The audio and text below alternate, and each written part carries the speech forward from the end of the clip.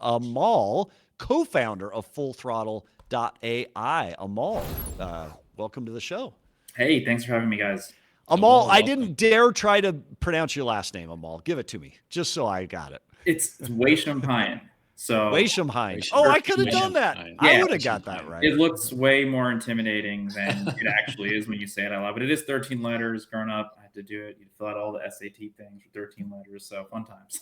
I love it. Well, hey, you know what? Mine's French D apostrophe ARC. So I only had 4 letters and a weird thing, Yeah, but nobody could get that right. My entire youth, yeah, I had to explain it away. So for I'm sure. all welcome to the show, Yuli.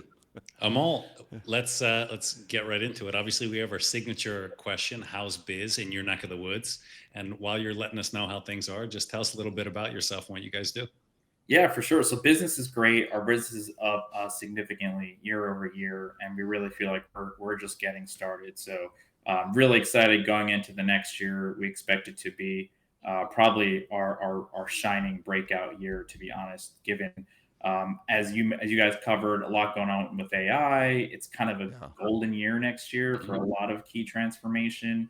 Yep. Ourselves being in the ad tech space, we rolled out the world's first automotive DSP. And there's another acronym, but we could talk about what all of that actually means and really simplify it for dealers and our audience and our listeners. Yeah, But yeah, really, really excited going into next year. We've done some really, really amazing things and have some great proof points. that's exactly what we have to talk about. So you're the co-founder of Full Throttle AI, but for the dealers watching, like Yeah, I guess in plain English, yeah. what is an automotive DSP, and why should dealers care about it?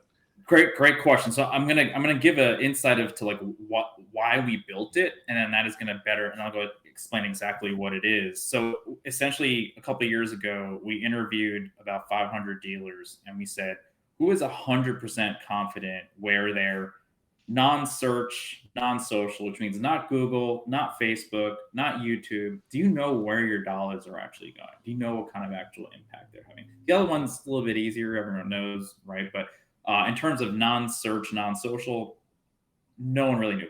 You guys want to take a guess about what the confidence level was across 500 dealers across the country, across pretty much all the makes? Wild guess. I mean, I would hope it would be 100% confidence, even if they knew they were 100% wrong, but I'm guessing pretty low. Yeah, 11%. 11% is what it Wow. was, right? So Wow. the thing that I think about, and I'm actually doing this for my NADA session. So I am doing an NADA presentation this year as well. And Oh, to cool. make it fun, I thought about those PBS or like those public broadcasting messages back from the 90s, which is like, hey, it's 10 p.m. Do you know where your kids are, right? Yeah. Yeah. Similarly, like my theme there and the way that I explain to people is like it's the middle of the month. Do you know where your ads are? Right. And so Ooh. same idea of like, so there's a lot, think about that theme and it's like, well, how do I get a better handle on it? And essentially what we did is we launched a automotive DSP. What is a DSP though at the end of the day? Mhm. Think about it like a stock market for ads, right? So using a bidding system, you can buy ads with real time bidding at certain rates. You can have audience targeting. You can bring in your creative to it as well. How does real time bidding actually work, right? You basically only pay when your ad is actually shown to the right person. You compete for attention. You can target smarter. But it's an auction that happens in milliseconds every Hmm. time that a page loads, right? So let's think about any of us just going and using the internet. A customer visits a website, any kind of website, weather.com, auto trader, whatever, and the browser loads a page with that ad space. And an auction happens instantly. So you have dozens of what are called DSPs, and they bid on that ad slot in real time, again, within that millisecond. And the Hmm. highest bid wins that slot. So your ad wins if your bid and the relevance score beats others. And then the ad is pretty much displayed instantly, right? So the user will see Mhm. the dealership ad even before the page finishes loading. Now, there are a lot of people that are familiar with this bidding process through paid search, right? It's like, well, how do I bid to show up in that paid search when someone searches for me in Google? Right. The truth is, every single ad, most of the majority of the world's ad is run through the same programmatic method, right? So Hmm. you're talking about CTV, you're talking about Hulu, you're talking about HBO, you're even talking about Netflix. All ads run through this, programmatic layer. So that's really what a DSP is. Most dealers are not directly using a DSP unless some of our larger groups or some of our listeners who are part of large automotive groups that have internal marketing teams, right? And those internal marketing teams are like, I'm going to be more hands-on. So they have a little more familiarity with these kinds of tools. Otherwise, the two key reasons why most people have not heard of it is because it's being done by the agency.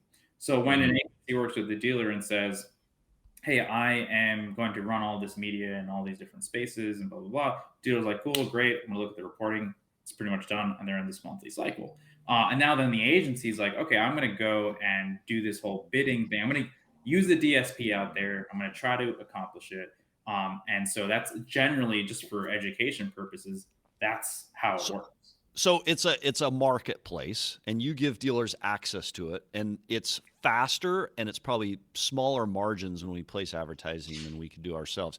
What do the three letters DSP stand for? You've used that a few times. Yeah, it's demand side platform, and so again, it's very like ad techy. It's very like more acronyms, right?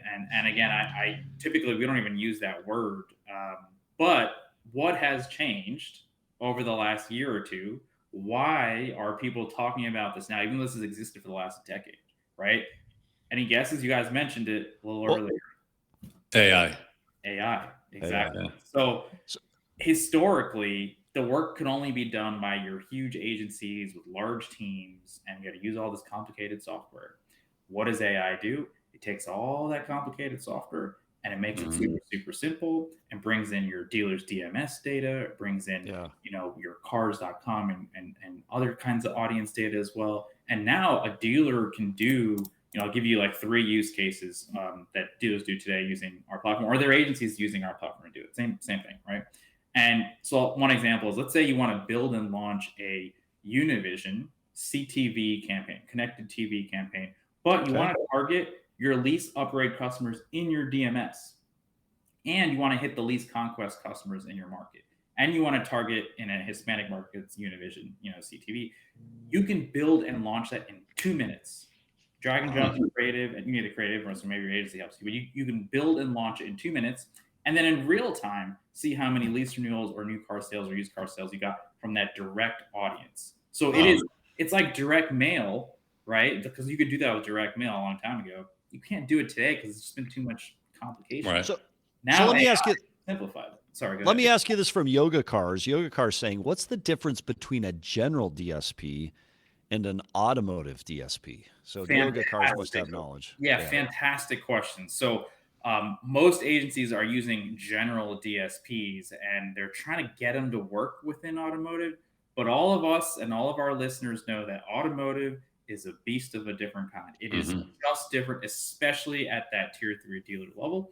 And so what we've done is said, okay, imagine you had a DSP, but you natively baked in all of the DMS audiences, right? So you have equity built in. You have who's in equity and at risk in my DMS. You have real-time modeling against, hey, I'm taking in all that RDR data, urban science data, Polk data, and it's natively in your DSP. If you have a general one, you're like duct taping 10 different things, trying to make all the data flow into one place, and dealers don't have time for that. Frankly, your agency doesn't have time for that, right? And even some of the larger OEMs, they struggle to do that as well. So because AI allows us to kind of bring that better and make it more presentable and usable in a different way, that's really why it is all coming together. It's why it's different than your general DSP. You can try to work on your general DSP and you can wave a lot of money and try to get them to kind of bend the knee, thinking of like Game of Thrones, right? Like they won't be able to, right? So you had to start from scratch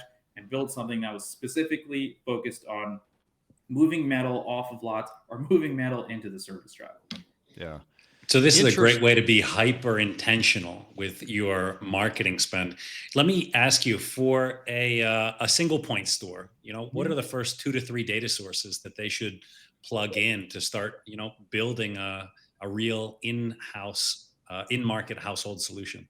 Yeah, for sure. I mean, basically, it takes about a week if like a dealer wants to do it. And there's a tag that goes on the website. And so we're integrated with all the website providers and the Shift Digitals and the JD Powers and all those in the world. So super easy to get the tags on site.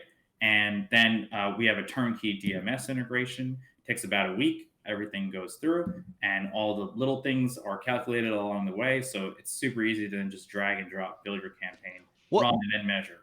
So what are the success metrics that you're seeing? So utilizing the DSP, the AI to help you place those ads, Mhm. like is it reduce spend, more effective spend, reverse increase close rate? What are the three most important metrics that you're trailing or tracing as part of this? So the top level metric to like an almost like an outside business consultant, like I wonder what has materially changed, right?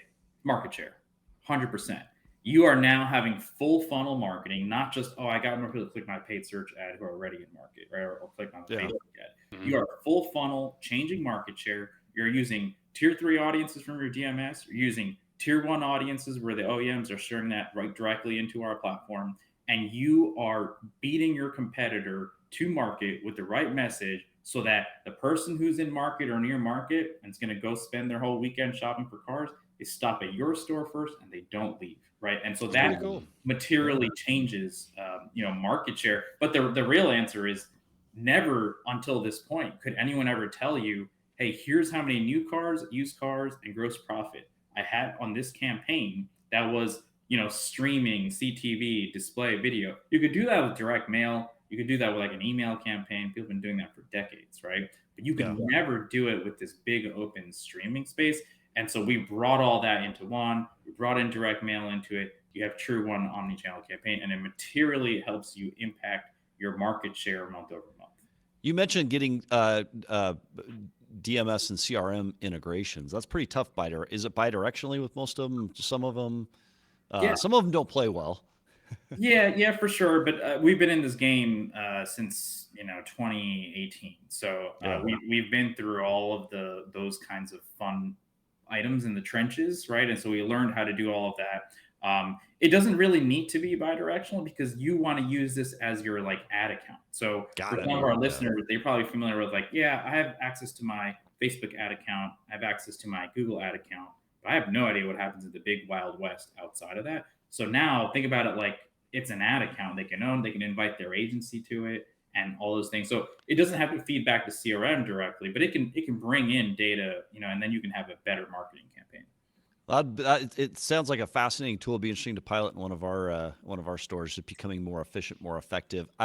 Just in the last 30 seconds, last question up. What got you to co-found Full Throttle AI? What's your background story on that? For sure. So Full Throttle was actually founded within an agency. So myself and David Wren, co-founder, he's also co-founder of Stream Companies, and so we founded that as an idea, knowing that we lived in the agency space. We wanted to deliver better audiences for dealers. We wanted to help agencies have better tools, right, and get more efficient at actually delivering impact and results. And so the best way to solve your industry's problems is to start solving your own problems as being part of the industry. And so we did that. It's tremendous success. We, then basically spun it out as a purely independent technology and software company. And now we are on over 6,000 stores nationally. We have 40 plus agencies that use our platform today in a number of different ways. And we have partnerships with OEMs in a number of different ways as well, because everyone could take advantage of a true AI-centric workflow and solution that brings together audiences, activation, and true business outcomes down to VIN. All right. So one last question. I lied. I'm going to give you one more question Cool. and then we got to go. Yeah. Yoga Cars had a good question. How does this DSP handle ad fraud that is rampant, is wild west of DSPs outside walled gardens like Google and Facebook? Yeah. 20 seconds or so. It's a great question. Essentially, that's where we use both a combination of AI and humans. So you can tell it's our own DSP, so we have deep log level reporting of exactly where things are being shown, what kind of content is being shown. We have an AI team, a set of agents that make sure that we have a kind of verified list of making sure there's no ad fraud, and there's human oversight observers. I think of them like AI are agents in the zoo, and you have the zookeepers who are making sure everything is kind of going according to plan. So we use both an AI assisted way to kind of get it to 80%. And then we have human oversight to make sure that we're clear. And then we give reporting down to what is the top ways where your audiences actually consumed content? What kind of content did they consume? And that is essentially a way of seeing where your ads are actually running. And on that, co-founder of Full Throttle AI, Amol Waishampayan, thanks for being on the show. Thanks for sharing your perspective. How close did I get, Amol? Did I get Very close? close. Very close. Okay. We'll take it. Thank goodness. Thanks for having me. Thanks, guys. Appreciate Thanks you for being coming on. on. Thank you.